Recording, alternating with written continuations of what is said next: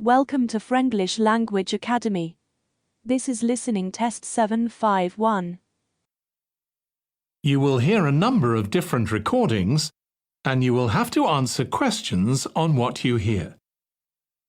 There will be time for you to read the instructions and questions, and you will have a chance to check your work. All the recordings will be played once only. The test is in 4 parts. At the end of the test, you will be given 10 minutes to transfer your answers to the answer sheet. Now turn to Part 1.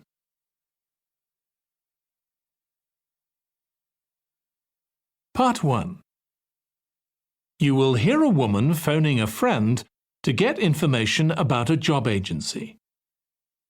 First, you have some time to look at questions 1 to 5.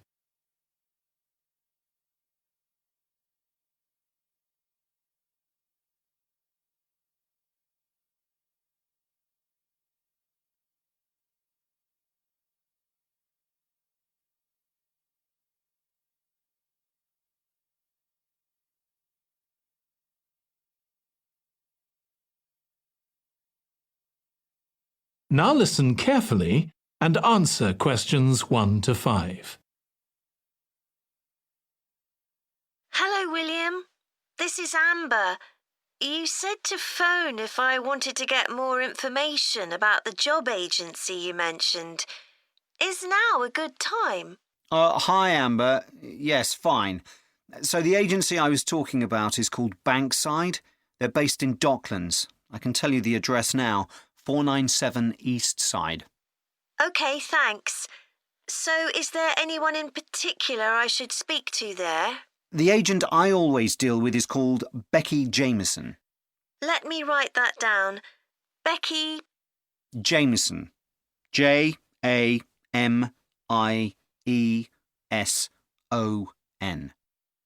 Do you have her direct line? Yes, it's in my contacts somewhere. Right, here we are. 07866 510 333. I wouldn't call her until the afternoon if I were you.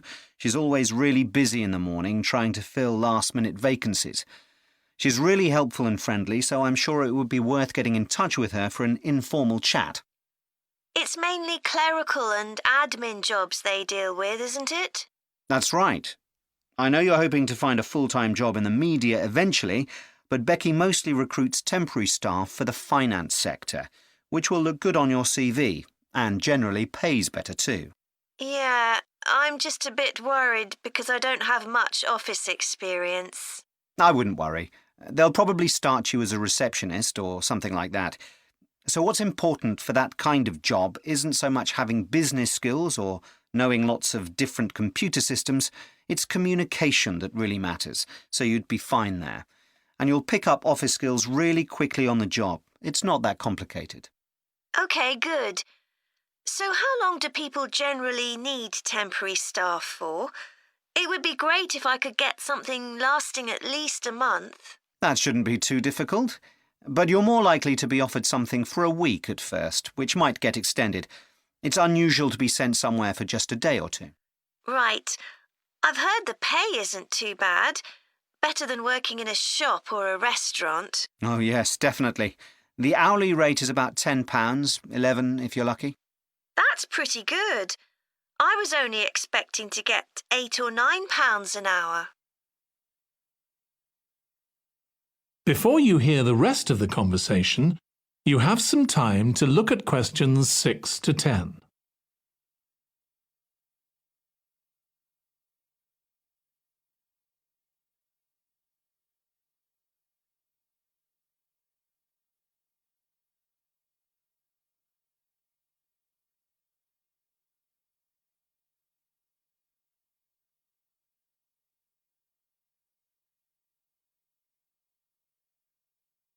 Now listen and answer questions 6 to 10.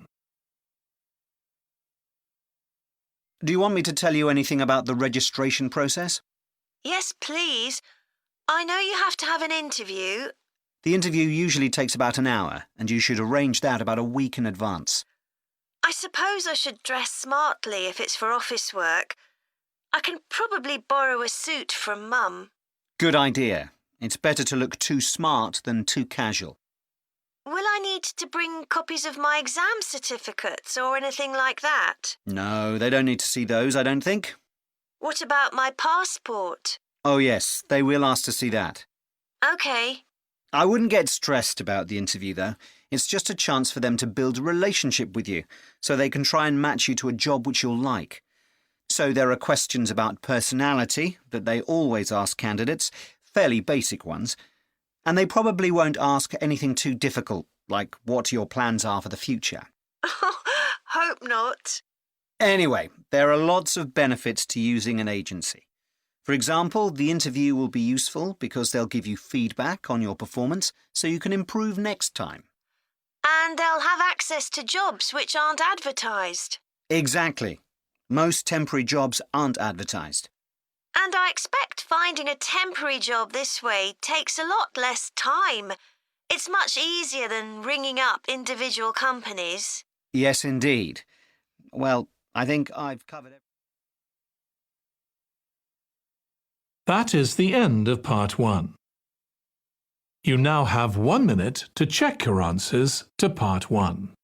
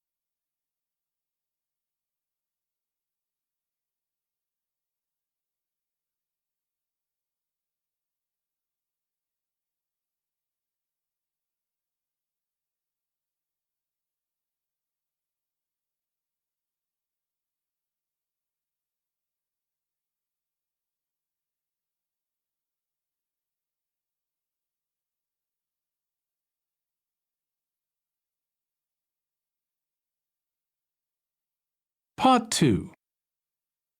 You will hear a woman giving a presentation about a holiday on an island in Britain that her company organises. First, you have some time to look at questions 11 to 14.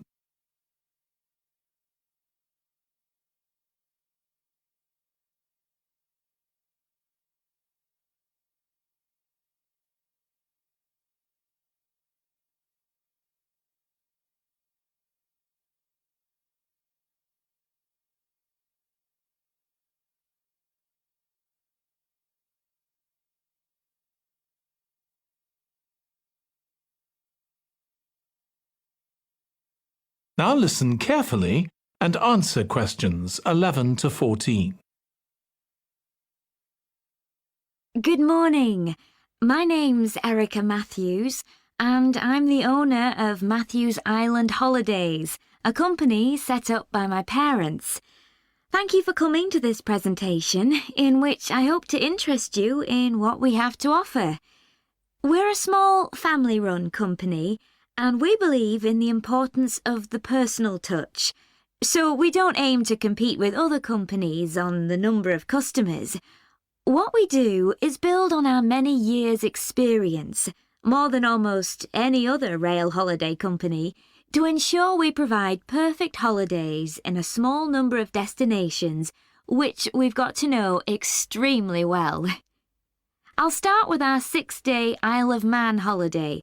This is a fascinating island in the Irish Sea, with Wales to the south, England to the east, Scotland to the north, and Northern Ireland to the west. Our holiday starts in Heysham, where your tour manager will meet you. Then you'll travel by ferry to the Isle of Man. Some people prefer to fly from Luton instead, and another popular option is to go by train to Liverpool and take a ferry from there. You have 5 nights in the hotel, and the price covers 5 breakfasts and dinners, and lunch on the 3 days when there are organised trips. Day 4 is free, and most people have lunch in a cafe or restaurant in Douglas. The price of the holiday includes the ferry to the Isle of Man, all travel on the island, the hotel, and the meals I've mentioned. Incidentally, we try to make booking our holidays as simple and fair as possible. So, unlike with many companies, the price is the same whether you book 6 months in advance or at the last minute, and there's no supplement for single rooms in hotels. If you make a booking, then need to change the start date, for example because of illness, you're welcome to change to an alternative date or a different tour for a small administrative fee. Before you hear the rest of the talk, you have some time to look at questions 15 to 20.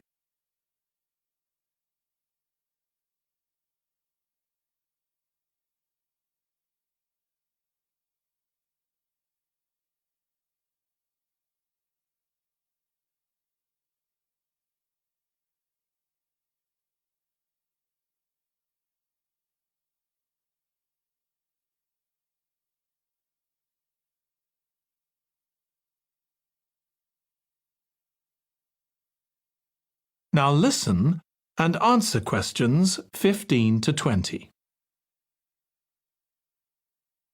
Okay, so what does the holiday consist of? Well, on day 1, you'll arrive in time for a short introduction by your tour manager, followed by dinner in the hotel. The dining room looks out at the river, close to where it flows into the harbour, and there's usually plenty of activity going on. On day 2, you'll take the coach to the small town of Peel, on the way calling in at the Tynwald exhibition.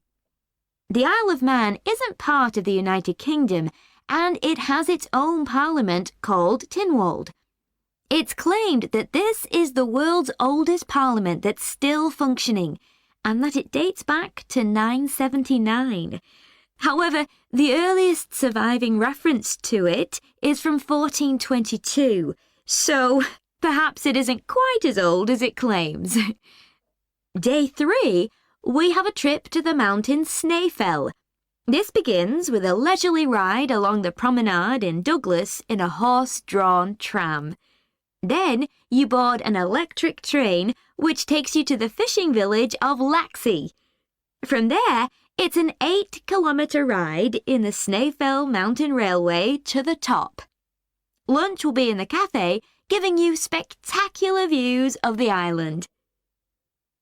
Day 4 is free for you to explore, using the pass which we'll give you. So you won't have to pay for travel on local transport or for entrance to the island's heritage sites. Or you might just want to take it easy in Douglas and perhaps do a little light shopping. The last full day, day 5, is for some people the highlight of the holiday, with a ride on the steam railway from Douglas to Port Erin. After some time to explore, a coach will take you to the headland that overlooks the Calf of Man, a small island just off the coast. From there, you continue to Castletown, which used to be the capital of the Isle of Man and its medieval castle. And on day 6, it's back to the ferry, or the airport if you flew to the island, and time to go home. Now, I'd like to tell you a bit more. That is the end of part 2. You now have 30 seconds to check your answers to part 2.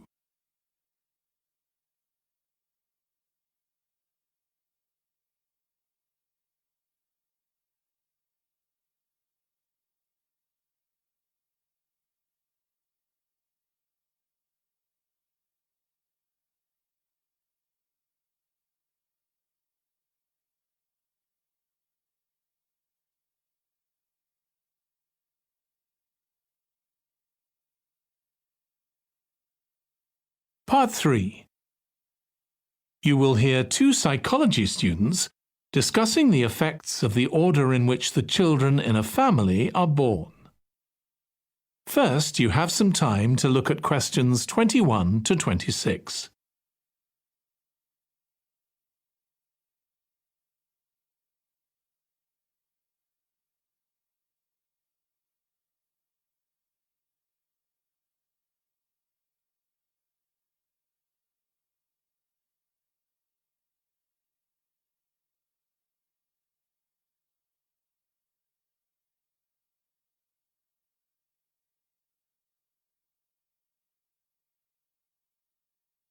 Now listen carefully and answer questions 21 to 26.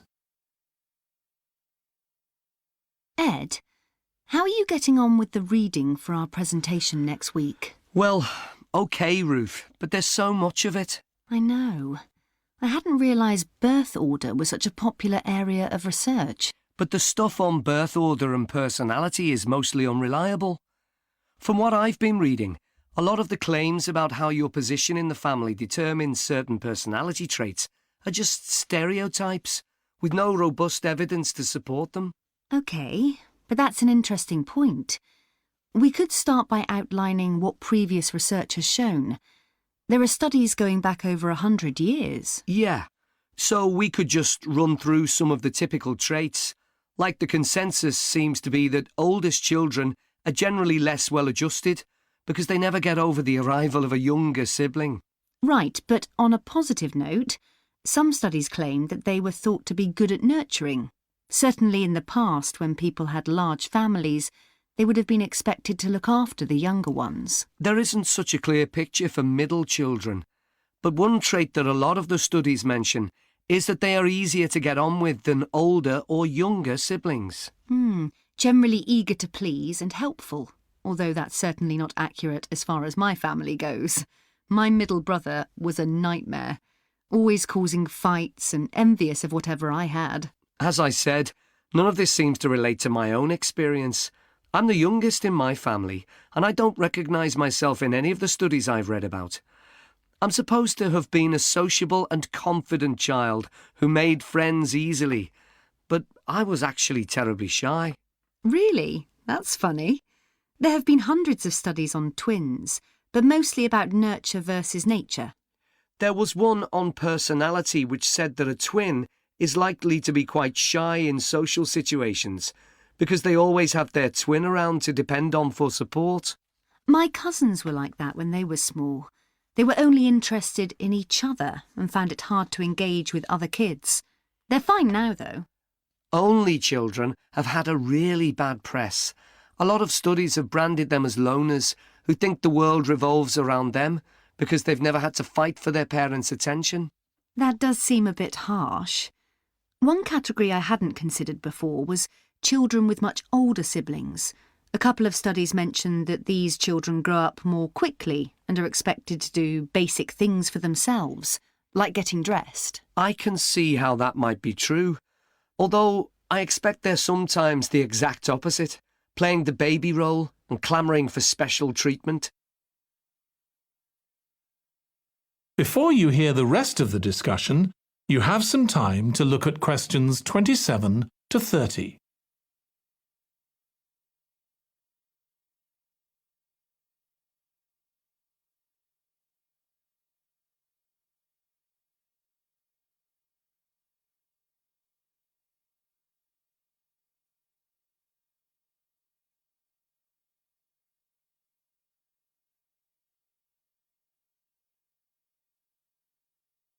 Now listen and answer questions 27 to 30. What was the problem with most of these studies, do you think? I think it was because, in a lot of cases, data was collected from only one sibling per family, who rated him or herself and his or her siblings at the same time. Some of the old research into the relationship between birth order and academic achievement has been proved to be accurate, though. Performances in intelligence tests declined slightly from the eldest child to his or her younger siblings. This has been proved in lots of recent studies. Yes, although what many of them didn't take into consideration was family size. The more siblings there are, the likelier the family is to have a low socio-economic status, which can also account for differences between siblings in academic performance. The oldest boy might be given more opportunities than his younger sisters, for example. Exactly. But the main reason for the marginally higher academic performance of oldest children is quite surprising, I think. It's not only that they benefit intellectually from extra attention at a young age, which is what I would have expected. It's that they benefit from being teachers for their younger siblings by verbalising processes. Right. and this gives them status and confidence, which again contributes in a small way to better performance. So, would you say sibling rivalry has been a useful thing for you? I think so. My younger brother was incredibly annoying, and we fought a lot, but I think this has made me a stronger person. I know how to defend myself. We had some terrible arguments, and I would have died rather than apologise to him. But we had to put up with each other, and most of the time we coexisted amicably enough. Yes, my situation was pretty similar. But I don't think having two older brothers made me any less selfish. I was never prepared to let my brothers use any of my stuff. That's perfectly normal, whereas sometimes... That is the end of part 3. You now have 30 seconds to check your answers to part 3.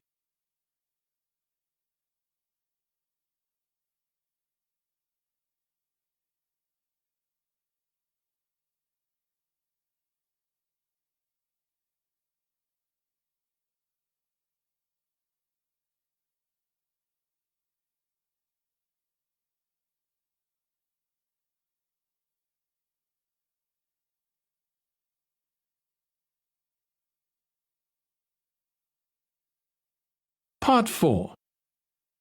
You will hear a student giving a presentation about a type of tree known as the eucalyptus, which is common in Australia. First, you have some time to look at questions 31 to 40.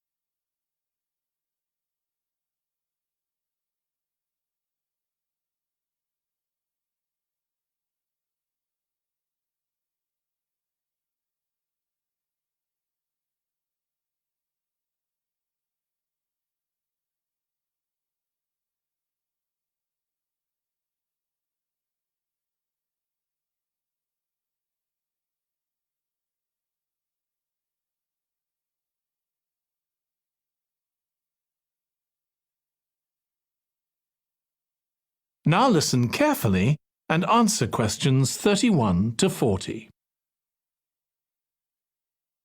Today, I'm going to talk about the eucalyptus tree. This is a very common tree here in Australia, where it's also sometimes called the gum tree. First, I'm going to talk about why it's important. Then I'm going to describe some problems it faces at present.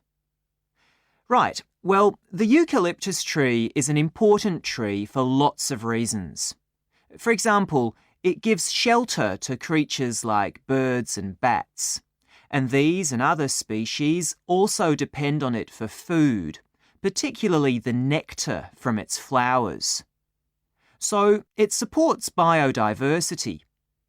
It's useful to us humans too, because we can kill germs with a disinfectant made from oil extracted from eucalyptus leaves. The eucalyptus grows all over Australia, and the trees can live for up to 400 years. So it's alarming that all across the country, numbers of eucalyptus are falling because the trees are dying off prematurely. So, what are the reasons for this? One possible reason is disease. As far back as the 1970s, the trees started getting a disease called Mundula yellows. The tree's leaves would gradually turn yellow, then the tree would die. It wasn't until 2004 that they found the cause of the problem was lime, or calcium hydroxide, to give it its proper chemical name, which was being used in the construction of roads. The lime was being washed away into the ground and affecting the roots of the eucalyptus trees nearby. What it was doing was preventing the trees from sucking up the iron they needed for healthy growth. When this was injected back into the affected trees, they immediately recovered. But this problem only affected a relatively small number of trees. By 2000, huge numbers of eucalyptus were dying along Australia's east coast of a disease known as bell miner-associated dieback. The bell miner is a bird, and the disease seems to be common where there are high populations of bell miners. Again, it's the leaves of the trees that are affected. What happens is that insects settle on the leaves and eat their way round them, destroying them as they go, and at the same time they secrete a solution which has sugar in it.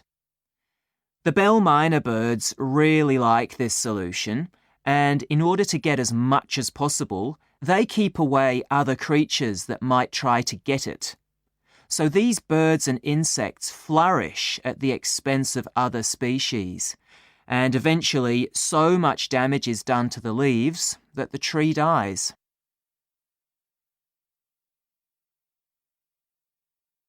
But experts say that trees can start looking sick before any sign of bell miner-associated dieback. So it looks as if the problem might have another explanation. One possibility is that it's to do with the huge bushfires that we have in Australia. A theory proposed over 40 years ago by ecologist William Jackson is that the frequency of bushfires in a particular region affects the type of vegetation that grows there. If there are very frequent bushfires in a region, this encourages grass to grow afterwards, while if the bushfires are rather less frequent, this results in the growth of eucalyptus forests. So why is this?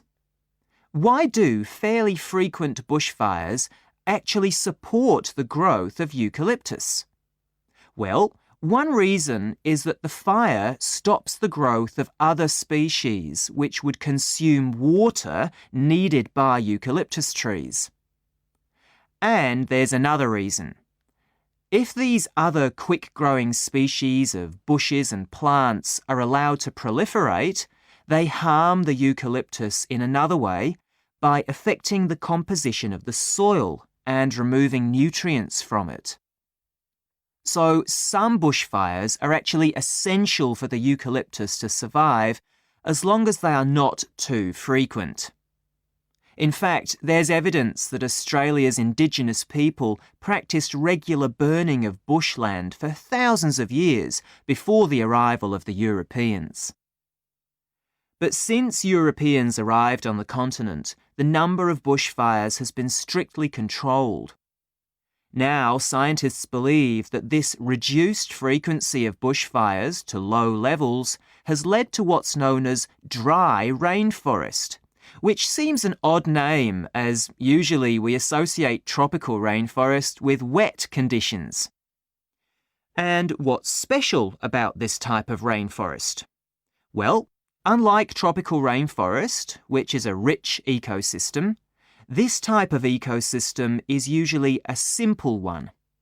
It has very thick, dense vegetation, but not much variety of species. The vegetation provides lots of shade, so one species that does find it ideal is the bell miner bird, which builds its nests in the undergrowth there.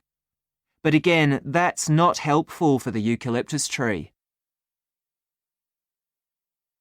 That is the end of part 4. You now have 1 minute to check your answers to part 4.